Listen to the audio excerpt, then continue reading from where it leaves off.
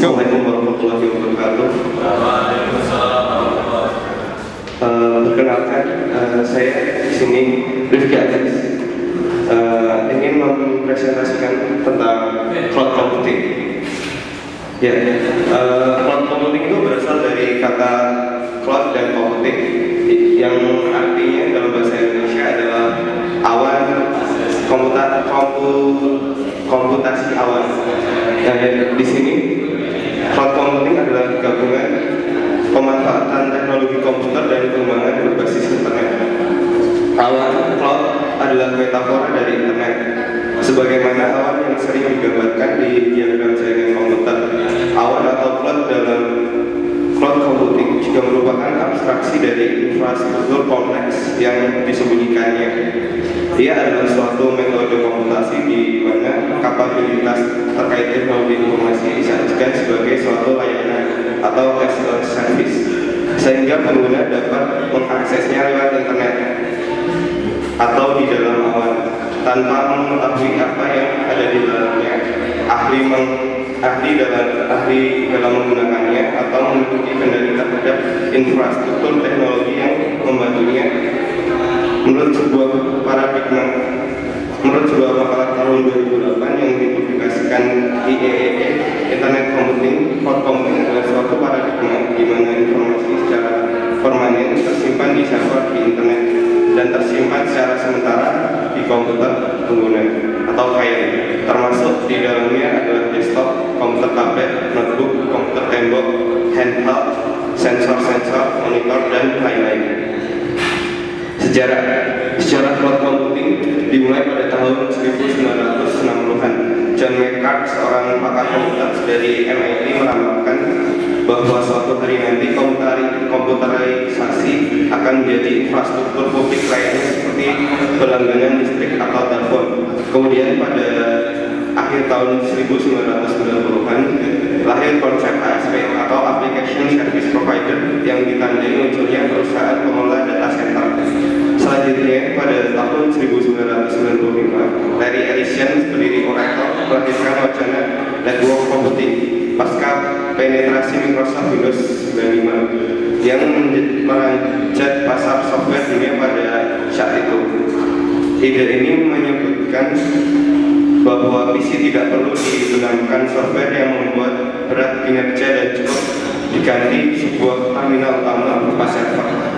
Pada awal tahun 2000-an, Mark Benioff, ex-vice president Oracle, melansir aplikasi CRM berbentuk software as a service bernama Salesforce.com sebagai penanda lahirnya cloud computing. Tahun 2005, situs online shopping Amazon.com meluncurkan Amazon EC2 Elastic Computer Cloud, diikuti Google dengan Google Apps Engine dan IBM yang melansir Blue Cloud inisiatif. Keunggulan dari cloud computing yaitu skalabilitas. Dengan cloud computing, kita bisa menambahkan kapasitas menyimpan data kita tanpa harus membeli peralatan tambahan, misalnya hard disk. Kita cukup menambah kapasitas yang disediakan oleh penyedia layanan cloud computing. Yang kedua adalah aksesibilitas. Kita bisa mengakses data kapanpun dan dimanapun kita berada, asalkan kita terkoneksi dengan internet. Yang kedua adalah keamanan. Data dapat terjamin keamanannya oleh penyedia layanan cloud computing, sehingga bagi perusahaan yang berbasis IT, data bisa disimpan secara aman di penyedia cloud computing. Jadi menanggulangi masalah karyawan yang sering mencuri data. Lalu ketika terjadi bencana alam, data milik kita dapat tersimpan aman dalam cloud computing. Jadi tidak masalah jika komputer kita terkena air ketika banjir atau longsor, kita tidak dapat kehilangan data karena sudah tersimpan di dalam server. Yang terakhir adalah kreasi, yaitu para user bisa melakukan dan mengembangkan kreasi atau project mereka tanpa harus mengirimkan project mereka secara langsung ke perusahaan, tapi user bisa mengirimkannya lewat penyedia layanan cloud computing.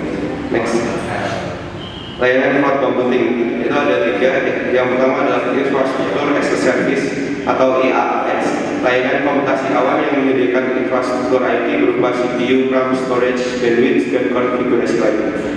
Komponen-komponen tersebut digunakan untuk membangun komputer virtual. Komputer virtual dapat diinstal sistem operasi dan aplikasi sesuai kebutuhan. Keuntungan layanan IaaS ini adalah tidak perlu membeli komputer fisik sehingga lebih menghemat biaya. Yang kedua adalah platform as a service. Layanan yang menyediakan komputer platform. Biasanya sudah terdapat sistem informasi, database, web browser, dan framework aplikasi agar dapat menjalankan aplikasi yang telah dibuat.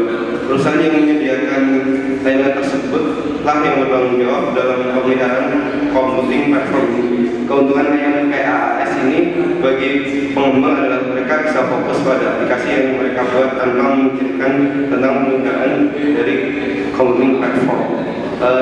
IaaS ini contohnya ada banyak seperti Google Drive, lalu Windows Azure itu adalah salah satu contoh IaaS.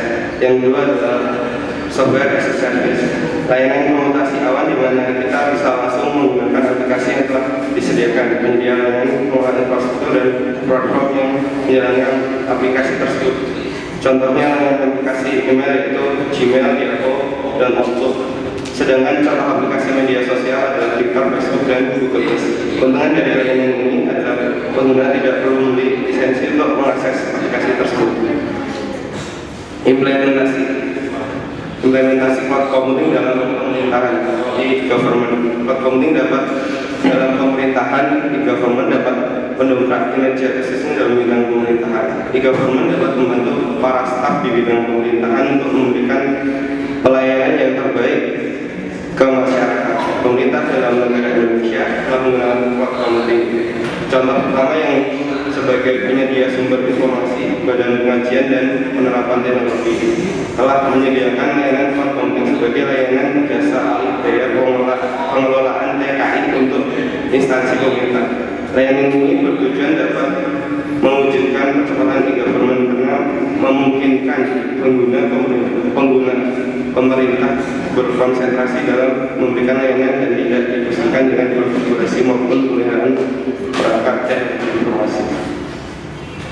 Kendala karena dunia komputasi awan ini masih tergolong baru, jadi banyak orang-orang yang belum mengenal dengan istilah cloud computing, dan cloud computing ini memang harus terkoneksi dengan internet. Jadi tidak dapat diakses, tidak dapat digunakan jika tidak menggunakan internet.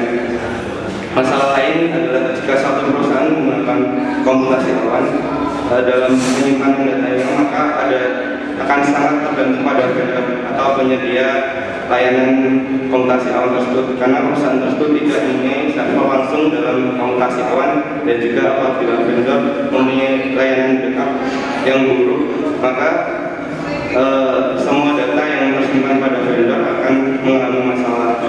Jika ingin menggunakan komputasi awan, juga harus tersedia bandwidth yang besar karena data yang keluar masuk dalam sebuah akun tidak sedikit. Maka dari itu dibutuhkan bandwidth yang berukuran besar. Masalah keamanan dan privasi menjadi masalah baru karena jika kita sudah meletakkan suatu data dalam internet, maka itu bisa dilihat oleh masyarakat luas. Next. Kesimpulan, cloud computing sebenarnya merupakan sistem komputasi kolaboratif yang berbasis internet. Melalui sistem ini, para pengguna komputer dapat berbagi semua sumber daya mulai dari software, hardware, termasuk pusat data atau server, sehingga nantinya diharapkan para pengguna komputer tidak lagi perlu memiliki item-item tersebut selama ini menguras banyak investasi. Sederhananya, para pengguna komputer dapat menggunakan source tanpa perlu membeli, memiliki atau menginstal program di dalam komputer yang membuat berkurangnya memori penyimpanan dalam komputer serta mempengaruhi kinerja komputer. Namun cukup dengan menyewa sumber daya lunak atau piranti keras dari server inti yang dipilih sesuai dengan kebutuhan. Ya, itu sedikit penjelasan saya tentang cloud computing. Terima kasih. Assalamualaikum warahmatullahi wabarakatuh.